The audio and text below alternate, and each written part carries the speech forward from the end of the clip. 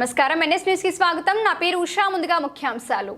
మెదక్ జిల్లా పెద్దశంకరంపేట మండల్ కోలపల్లి వద్ద రోడ్డు ప్రమాదంలో 2 ప్రాణాలు కోల్పోయిన ఘటన గురువారం తెల్లవారుజామున చోటు చేసుకుంది. వివరాల్లోకి వెళ్తే విజయనగరం వాసులు ప్రైవేట్ ట్రావెల్స్ బస్సులో శ్రీశైలం నుండి తుల్జాపూర్ భవానీ మాతను దర్శించుకునేందుకు వెళ్తున్నారు.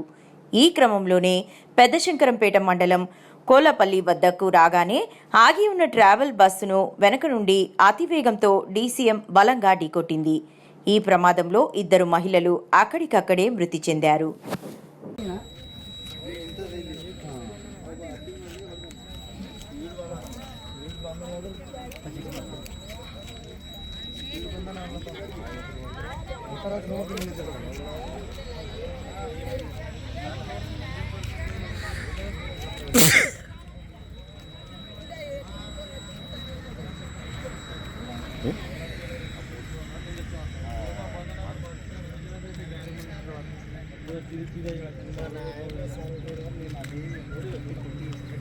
నాలుగు గంటల